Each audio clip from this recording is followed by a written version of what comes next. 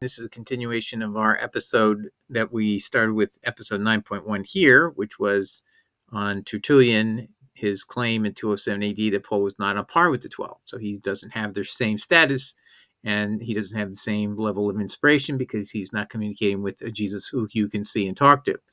And so that's knock number one. This time, in this episode, we're going to show you where he talks about Paul is not an apostle of Jesus Christ. No way, no how. Okay. And he's an apostle of the heretics, not of Jesus Christ. And then we're not going to get into it here, but he says, well, even though I've removed all these authority that he could have, I'm not going to say he has no edifying materials. He says he provided food, according to Genesis 49:27, the Benjamite ravening wolf prophecy. He says that means that Paul provided food, because in the Greek mistranslation of this Genesis 49:27, it says, after killing people in the morning, Benjamin will in the evening divide the trophy, divide the food. And therefore he said food is edifying, and so it has some value. So he has some value, but he's not the important person that Marcion's making him to be. He's an apostle, and then the only apostle. He's destroying that argument of an authority for Marcion's version of Paul. And Paul most gives you some information that's useful, but that's it. He's trophy, food. But again, that's a mistranslation he didn't know about because he doesn't know Hebrew. He just knows Greek and Latin. All right. So anyway, now Gray did a book. This is a continuation again, as we've mentioned in the series, that Gray did a book in 2016 entitled Paul, the Apostle and His Critics Through the Centuries. This is a review of anti-Pauline statements through history by famous people or positions people have taken. But all he has to say, I've just told you what the actual conclusion of Tertullian, right? 207 AD. He says this: thus, the wariness of writers like Tertullian does not reflect any rebuke of Paul. Absolutely not. That was the whole point. If he didn't rebuke Paul, Marcion would be running, we would be all Marcionites because he was taking over. Talk about easy peasy gospel. It already arrived that what you see today is the easy peasy gospel. It was coming to dominate Christianity. So the key was Tertullian's destruction of Paul as a valid person who was either on par with the 12 or was a person who was an apostle of Jesus Christ. And so today we're going to look at the proof that he's not an apostle of Jesus Christ presented by Tertullian. Getting to book 5, and he's going to get into this issue, is Paul an apostle of Jesus Christ? And I'm just going to read you the highlight of one of the key points that I'm going to read. I'm going to read this whole section here, and these are the words I want you to realize when you hear them. They'll ring a bell again. So let's listen. If there's one that makes a false claim, Tertullian says, to be Christ, but what's he talking about? Matthew 24. There's those who say they're Christ, but if they saw me in a wilderness or a private room, don't believe they met me. When I return, it will be a universal return. Remember all that? If there is one who makes a false claim to be Christ, much more can there be one who professes that he is an apostle of Christ. And then he goes to the whole proof that there is no proof of Paul being an apostle of Jesus Christ in any of the Gospels. Let the apostle Paul belong to your other God, talking to Marcion, that is the New Testament God. Marcion said, justifies a new dispensation of faith alone with no more law. He says, so in other words, he's basically saying, go ahead, you take Apostle Paul. We don't have him. We don't have him anymore as an authority for us. He's not an authority we have to follow. So this is how you can undermine a religion that's completely based only on Paul, to attack his authority. And that's exactly what he did. So now let's look at this argument in its step-by-step points, and you'll see how convincing it is or not. I think it's very convincing, but let's see what you think. I desire to hear from Marcion the origin of Paul the apostle. I am a sort of new disciple, having had instruction from no other teacher. For the moment, my only belief is that nothing ought to be believed without good reason, and that this is believed without good reason, which is believed without knowledge of its origin. And I must, with the best of reasons, approach this inquiry with uneasiness when I find one affirmed to be an apostle, of whom in the list of the apostles in the gospel I find no trace. So when I am told that he was subsequently promoted by our Lord, by now at rest in heaven, I find some lack of foresight in the fact that Christ did not know beforehand that he would have need of him. But after setting in order the office of apostleship and sending them upon their duties, and consider it necessary on an impulse and not by deliberation to add another, by compulsion, so to speak, and not by design, So then, shipmaster out of Pontus, supposing you have never accepted into your craft any smuggler or illicit merchandise, have never appropriated or adulterated any cargo — he was a shipbuilder, by the way — and in the things of God are even more careful and trustworthy, will you please tell us under what bill of lading you accepted Paul as apostle? Who had stamped him with the mark of distinction? Who commended him to you? And who put him in your charge? Only so only so may you with confidence disembark him. Only so can he avoid being proved to be belong to him who has put in evidence all the documents that attest his apostleship. He himself, says Marcion, claims to be an apostle. Listen to what Marcion is saying. Paul's own self-declamation that he's an apostle of Jesus Christ, repeated 4 or 5 times in his epistles. Marcion says, see, he says it. It's true. So this is how Tertullian addresses that. He himself, says Marcion, claims to be an apostle, and that not from men nor through any man, but through Jesus Christ. So Paul basically removes all proof where there should be other men. He got it not from the apostles. He got it from a vision, appearance that you can't verify. Clearly, any man can make claims for himself, but this claim is confirmed by another person's attestation. One person writes the document, another signs it, a third attests the signature, and a fourth enters it into the records. No man is for himself, both claimant and witness. Besides this, you have found it written that many will come and say, I am Christ. If there's one that makes a false claim to be Christ, much more can there be one who professes that he is an apostle of Christ. Thus far, my converse has been in the guise of a disciple and an inquirer. From now on, I propose to shatter your confidence, for you have no means of proving its validity, and to shame your presumption, since you make claims but reject the means of establishing them. Let the apostle belong to your other God. Anyway, so he is strongly saying and rebuking any idea that Paul is an apostle, and Marcion can't prove otherwise. Now, I just have one more thing to show you. I first wrote that article, or brought that to light, in my book. Al Baker of Early Church History, Channel 101, tried claiming I had been misleading people about some statement that that Tertullian said Paul was the apostle of the heretics, and he disagreed. He claimed it meant that Paul was what he said to me was that Marcion was the apostle of the heretics, and that's what I thought he said. Then later he said that's not what he meant to say. So we'll get into that here a little bit. He has an article you can find online. What does Tertullian call the apostle Paul? Why does Tertullian call the apostle Paul the apostle of the heretics? So that was a change in title. Originally it was, why does Mr. Tertullian falsely claim, in essence, that Paul is called the apostle of the heretics? So he didn't know I was right until he went to a scholar who said, yes, Doug is right. That's exactly what it says.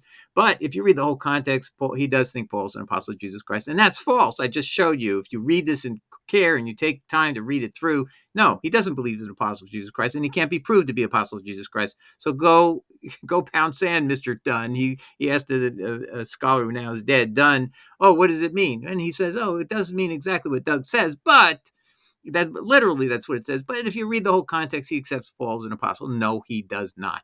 He does not accept him as an apostle. And that's key, because the way to destroy Marcionism had to attack the fact that Paul is the only apostle of that religion, and he's the only source of authority. And that means because Paul is not one of the 12, he cannot have the same authority as the 12, and therefore he is inferior, and therefore he does not have the same validity as Christ, and therefore Christ is more authoritative than Paul in the Marcion religion when you compare the two. See, that's how it really works. I do want to say something. I didn't see this until recently. He said that we had a very cordial discussion. Mr. Deltano is an educated man, a lawyer, and well-trained in Latin and Greek. I readily admit that he has far more training in classical languages than me. I only read Greek, and I would never hold myself up as an expert. So that was nice. I have to say he was very kind in some of his words here. Another thing. Now, I want to make clear that throughout our exchanges, Mr. Deltano was reasoned and cordial. I consider him a follower of Jesus and a Christian, although he might not like the appellation.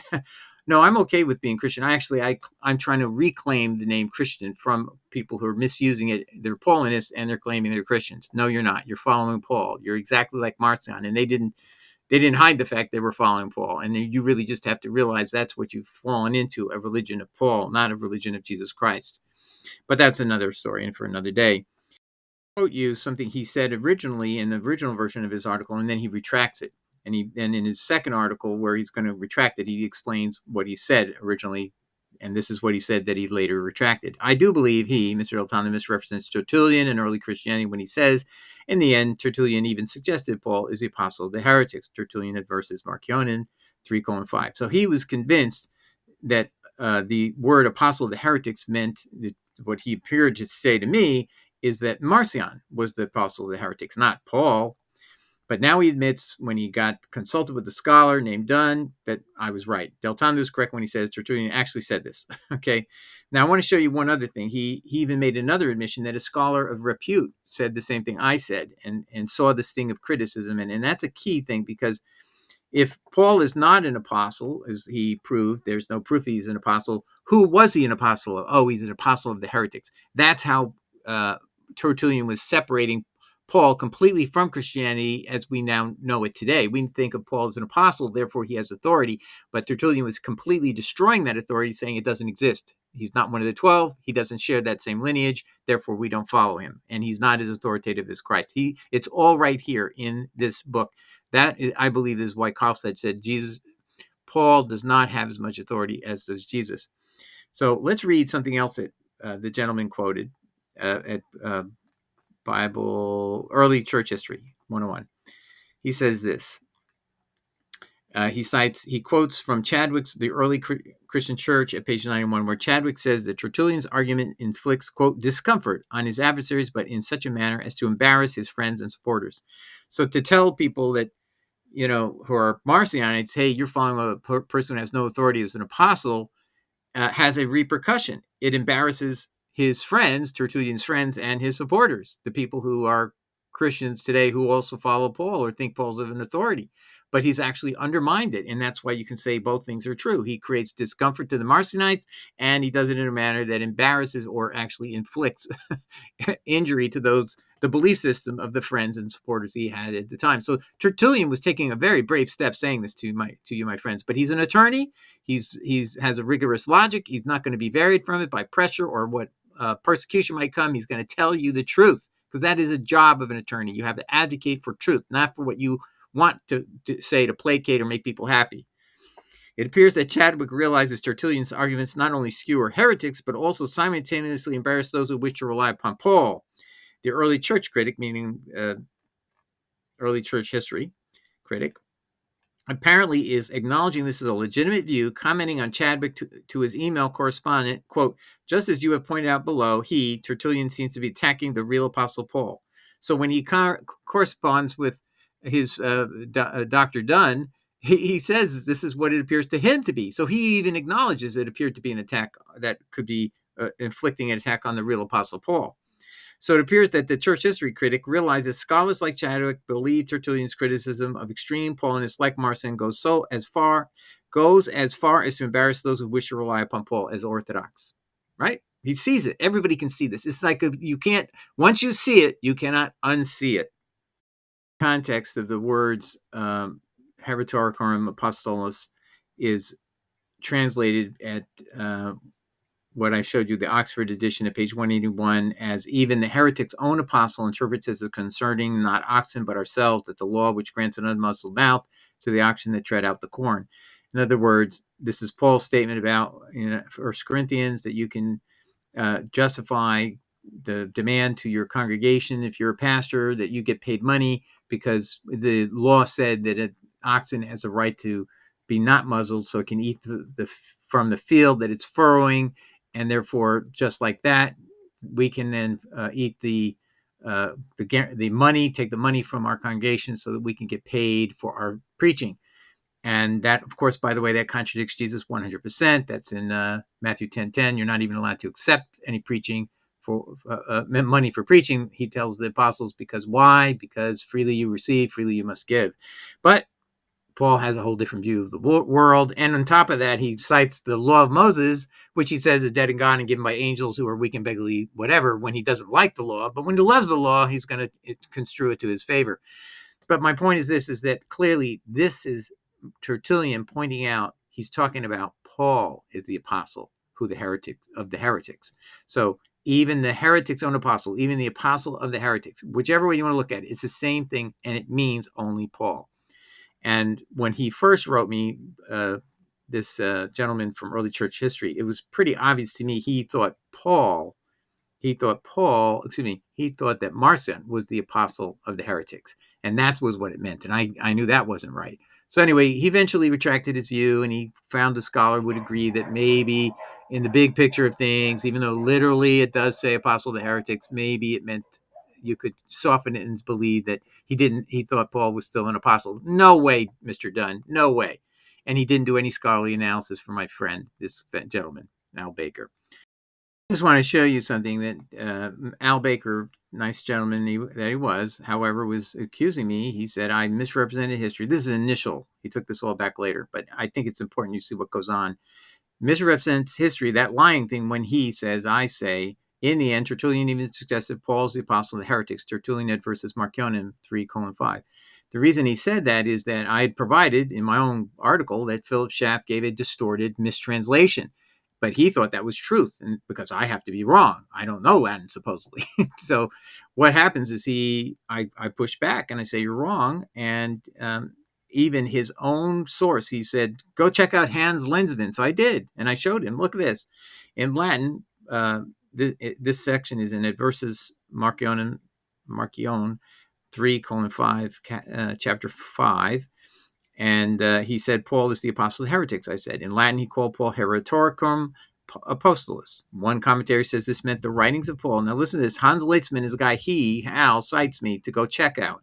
And I cite this back to him. I said, the writings of Paul, the Heretoricum Apostolus of Tertullian, were regarded suspiciously at Rome. That's the meaning of Heretoricum Apostolus. It's the people who were following the apostle Paul, the heretics following apostle Paul, were viewed suspiciously. Because why? Because they were following apostle Paul. Okay, that's the point. The Ante-Nicene Fathers, where Schaff says at the English translation, he replaces the absolute clear expression of what it really said with a phony translation. And I said, this is phony, when the very apostle whom our heretics adopt. So now you don't have the apostle of the heretics being Paul. It's the heretics are ones who are adopting Paul as their apostle. No, he is their apostle. He's their leader. And that was the point that Tertullian was trying to make in distinguishing the situation where Paul is not an apostle of Jesus Christ, but he is the apostle of the heretics. You see the clear contrast, but this erases it and makes it muddled. And but he says I misleadingly omitted this translation when I'm attacking and I'm showing how false it is and fraudulent. And he has to eventually admit. I even showed him, if you run it through a Google Translate, it still comes out apostle of the heretics. I cannot be wrong, right? I cannot be wrong because it's absolutely right. And even his own source, he said, Doug, go check out Lenzmann. He doesn't have the view that you do of Tertullian and his view of Paul. You're wrong. And I showed him. Here it is. Lenzmann says this. The writings of Paul, the Heretoricum Apostles of Tertullian, were regarded suspiciously at Rome. Hans Lenzmann at 282. So the very scholar whom the early church history critic cited an email to me as someone supposedly unaware of Tertullian's critical opinion of Paul's authority recognized that Tertullian's Heretoricum Apostolus meant Paul was regarded at Rome, i.e. the seat of Catholicism, suspiciously as a dubious authority as of 207 AD. Could I have been more right? He was totally wrong. And he still, to this day, tries to keep saying, well, if you read the whole book of Marcion, against Marcion, you can find something that implies that Paul's an apostle. Never, never, never. Show me where that is. He says I got food from him, but that's not the same as getting inspired material that is of equal quality to Jesus and his apostles, his appointed apostles. That's the key. That's the difference. Anybody can give edifying material. Anybody. That doesn't mean you are actually saying the person is on par with the 12. And that never, ever changes. And this guy from 101 History could never prove otherwise. All right. So God bless everybody. And getting back to Gray, look at all the stuff he missed. Look at all the stuff that he could have told you. This is as anti-Pauline as get. Paul is not an apostle of Jesus Christ. He's an apostle of the heretics. What more could you want? This is like gold. If you're not if you want to say Paul is not a valid person to follow, this is it. And more importantly, I love the fact that Tertullian took a detailed examination of what are the apostolic works that are authoritative. That would be Matthew and John. They're apostolic. Now, Mark is not apostolic. Okay. Well, some people claim it was related to Peter, but if you study that story, that's a late story. The early story was Mark did not get it from Peter. Actually, so I hope this was helpful to you to realize that Gray is not somebody you can take anything of what he's saying is a complete, thorough story. He definitely did not tell stories.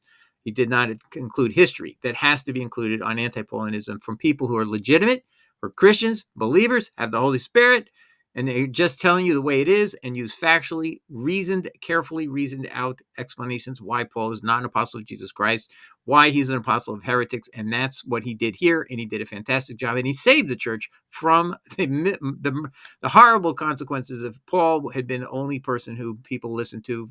And unfortunately, we're now back exactly in the era of Tertullian. We need another person who can step up and present the case that Paul is not an apostle of Jesus Christ. He is not. He's an apostle of heretics. And here, I think, in the ultimate episode, you've seen the best of all evidence against Paul from an original, authentic, orthodox, non-hating someone who doesn't hate Paul at all, likes Paul, says he's edifying, he gets some truths out of him, but he never puts him on par with the 12, never says he's an apostle of Jesus Christ, denies his apostle of Jesus Christ, denies there's any evidence for that, and he makes it very clear, and it's true. It's really just a fact. You can't prove it other than Paul's own claims, and that self-serving claim is not an adequate witness. And also, even if you read Acts chapters 9, 22, 23, and 26, where the vision, the appearance of Jesus coming down to earth and speaking to him, none of those does Jesus ever say, "You're going to be my apostle," or apostle of any sort. So God bless. I hope that helps you make your decision and help others find their way back to Christ and from this darkness of the revived Marcionism that we're living through today. God bless. Take care. Ciao. Bye.